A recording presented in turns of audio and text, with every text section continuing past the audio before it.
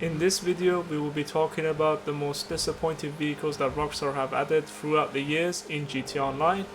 And before the video starts, I would like to mention that only 0.1% of you guys have subscribed to my channel, and I would appreciate it very much if you guys could subscribe if you did enjoy my content, because that would help me out a lot. And as well as leaving a like would be nice too, because it can help with the algorithm. But other than that, I hope you guys enjoy my video, and let's start the video. First vehicle on the list is the Stryder. The reason why I put this vehicle on the list is purely because of its performance. It has the worst turning radius for a motorcycle, and as well as this, it's quite slow for what it is.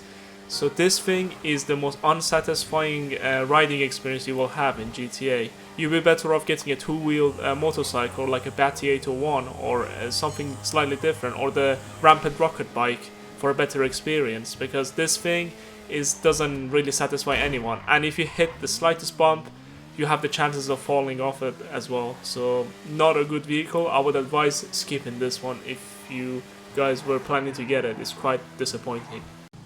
Next vehicle on the list is the Surfer Custom, which is based on the VW buses of the 1970s and beyond.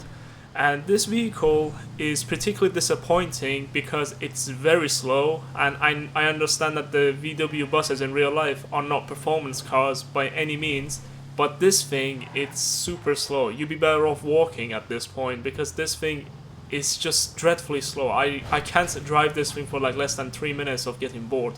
So yeah, another thing is that not only the performance is bad, also the customization. There are customizations for this car, but however they're quite limited. They have limited amount of bumpers. You can't even remove bumpers, because I was planning to go for a bumperless look, but unfortunately you're not able to do that. And also, not to mention that this thing is called Surfer Custom, so this should have been a Benny's vehicle in the first place, but for whatever reason you are not able to take this to Benny's and apply any Benny wheels or any other modifications that comes from Benny's. On the bright side, it does have liveries, so I give it that. But another thing is that's very disappointing about this vehicle is the interior, because the interior does not match the era of this car, because this car is from the 70s and the 80s, or maybe even few years back. So I don't understand why this thing has like an early 2000s or late 2000s interior. It's just horrible. So I don't understand why we cannot have custom interiors in this. They could have done something like similar to the Yoga Custom Classic, the 4x4 that you can get in Benny's. You could have like chairs and stuff in there. But I do understand that it's quite small and you won't be able to stuff all of those things in there. But still, you could have added the pickup version of this, which does exist in real life, and as well as maybe possibly doing a panoramic roof, like make it like a resto mod version. So yeah, this vehicle had so much potential, and the end product that we got was quite disappointing. So I would advise getting it if you don't mind that much customization, but other than that, it's not a good vehicle to have because it's slow and worse customization for what it is. Next vehicle on the list is the Lectro sports bike. This bike was added as part of the Heists update, and it's priced at $750,000. This vehicle is very disappointing because although it does offer KERS boosting, it's quite useless for this vehicle because it doesn't go that fast, and as well as this, you have to refill it by braking, which defeats the purpose of getting somewhere really quickly. I mean, I guess you could use it to make tight corners, and as well as gain your speed back up if you're accelerating into a new road or a new turn. So I do understand the purpose of it, but there are better vehicles out there that do the job much better for cheaper. Like for instance, you can use the Batty 801, which is only $15,000, and if you just pull a wheelie, you can reach speeds like up to like 130 miles per hour, whereas the Lectro only is able to do 100 miles per hour, which is relatively bad for a motorcycle. So you'd be better off using a Batty 801. And I don't understand why we have to use this vehicle in the heists, because it wasn't that useless, because most vehicles just steal an NPC car because it was probably faster than the Electro bike. Yeah, overall disappointing vehicle. I only got it purely because of the fact that it had KERS boosting, and I was very disappointed that I found out that the KERS boosting only generates from braking, and I guess I should have known that because I don't know much about KERS boosting. So yeah, avoid this vehicle, get the Bat 801 instead if you're looking for performance. But other than that, if you like the looks, go for it. Next vehicle on the list is the LSCM Jester RR, which was added part of the Agents of Sabotage DLC.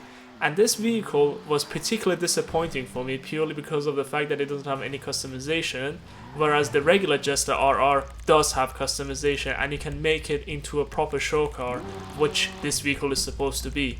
And I don't know what this vehicle, like this body kit, is based on in real life.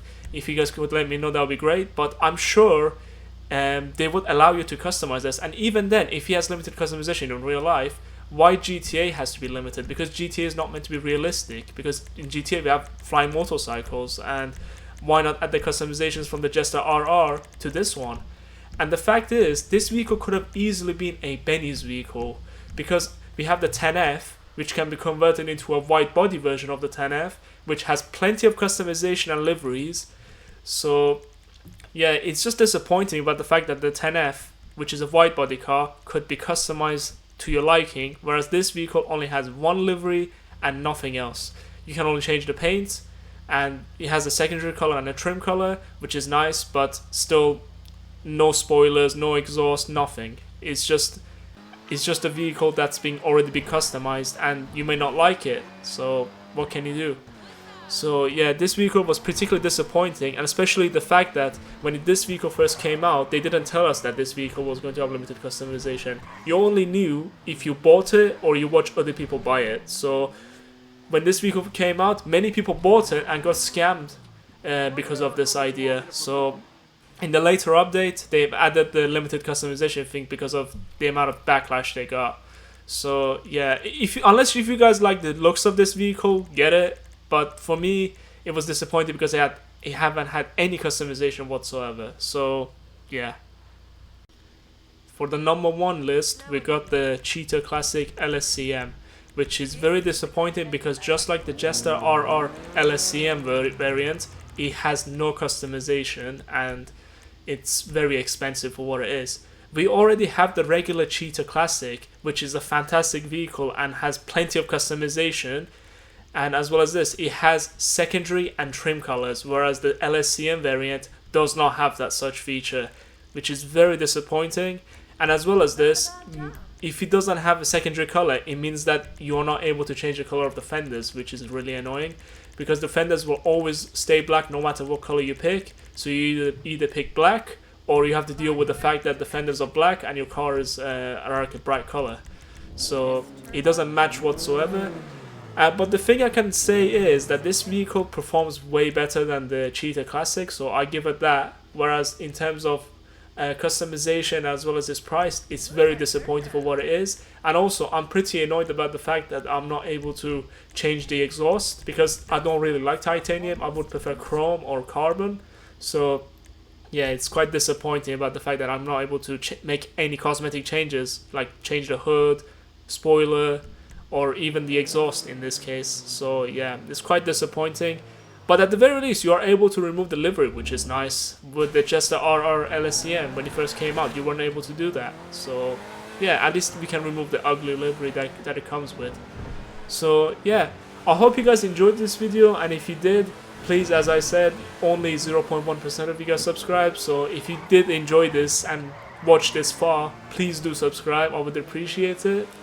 And I would like to do my very best to give you guys the best content possible. So anyway, see you guys in the next video, and leave a like to help the algorithm. Thank you guys, goodbye.